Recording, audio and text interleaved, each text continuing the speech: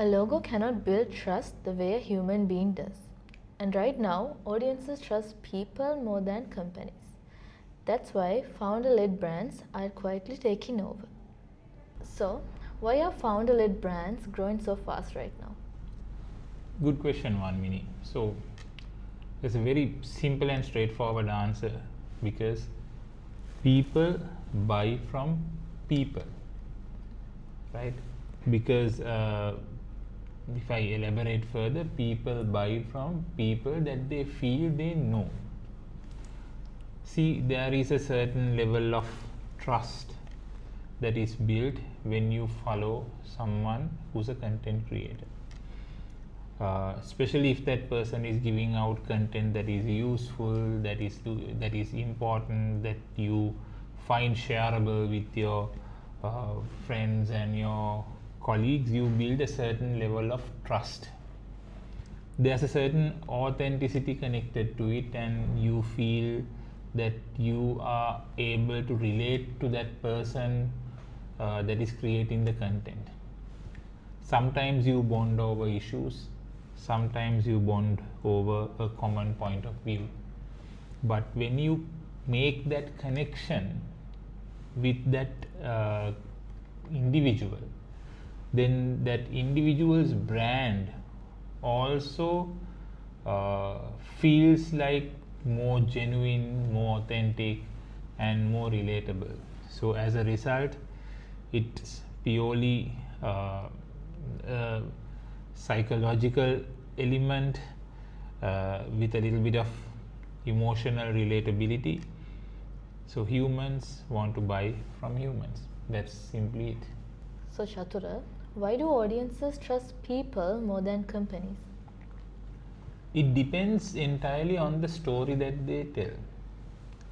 So founders who are also content creators create different types of content, right?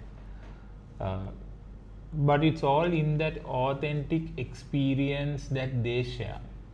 It might be their journey on how they got to that point in life. It might be related to how that product or service was invented. It might be firefighting through an issue. It might be a case study.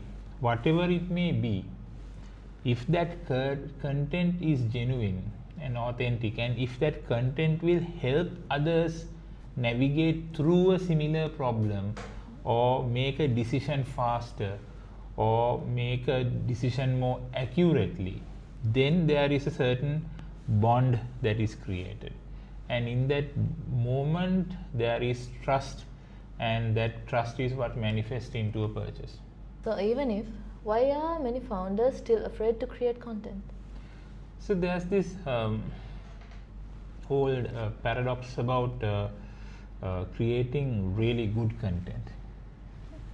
So it might be because of lack of resources. You might not have a proper camera, a proper lighting setup, a proper background and environment, or maybe the proper attire, or you might not be comfortable talking in front of a camera. But whatever it is, it's those little imperfections that actually go through our thought, that affect our thought process when we actually want to take a decision to become a content creator. I had that struggle myself. Even though I'm comfortable talking about a topic in front of a camera or an audience, I too wanted it to be perfect. But that kind of defeats the purpose, because the idea is to get content out there as fast as possible, as much as possible, because until you do, you don't know the kind of content that audiences resonate with. So as a content creator or as a founder that wants to become a content creator, you've got to try different approaches until you find an approach or a kind of a content that actually does resonate with your audience in a way that you expected it to.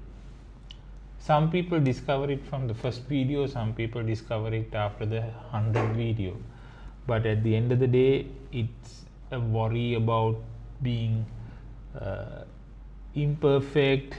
It's a worry about not having everything that similar to the mental picture they have in mind about this is how I want to be perceived as a content creator. They would have seen another content creator and might be trying to benchmark in that same standard. So these doubts and fears prevent us from taking that step, and that's the primary thing that gets in the way of a founder becoming a content creator. So, what exactly happens when a founder becomes visible?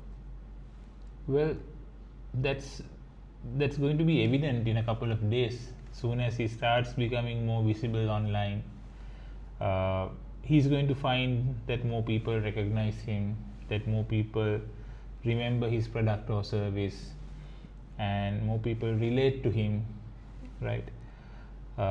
Because it's the first step that's most difficult to take.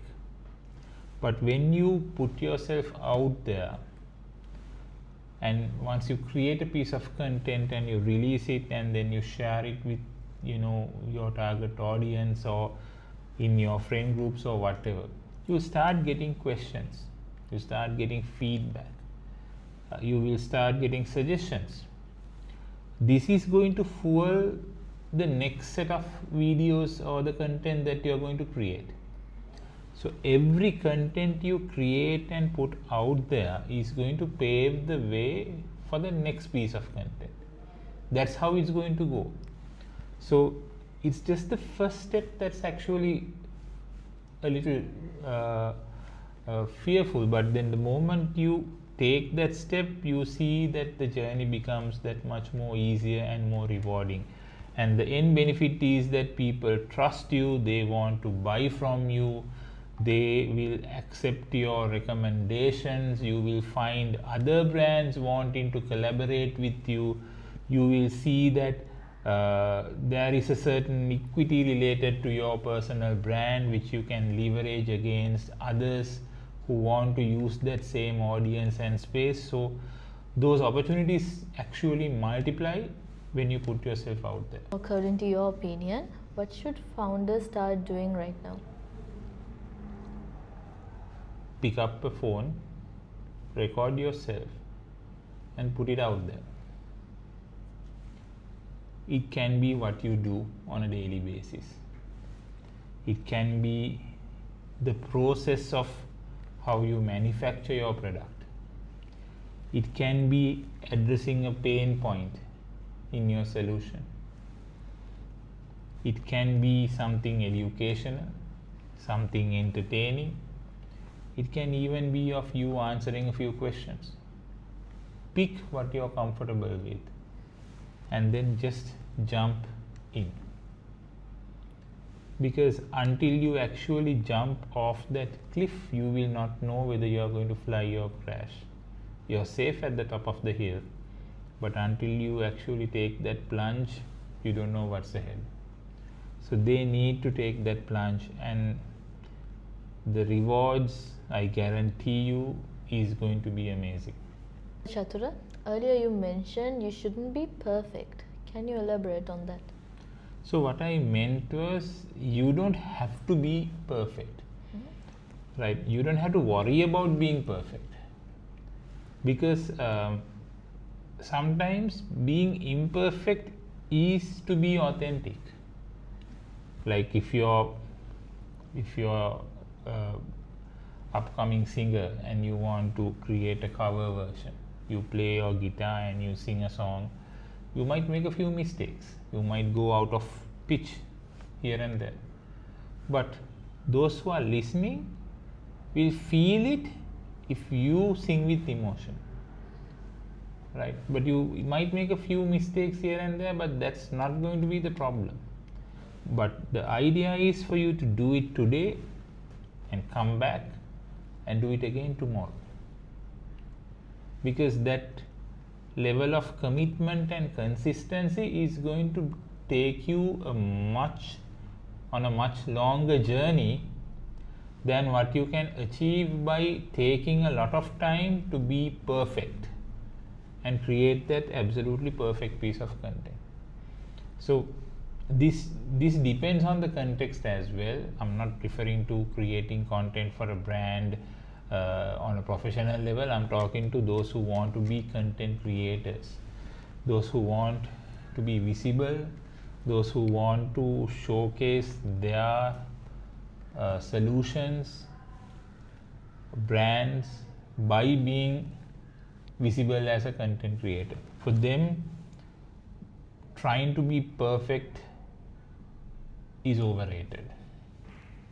The idea is to get yourselves out there, be fast, stick to the point, repeat. Create as many content as you can, and that's going to take you to your destination faster than being a perfectionist. Follow this series of real conversations to keep up with new social media trends.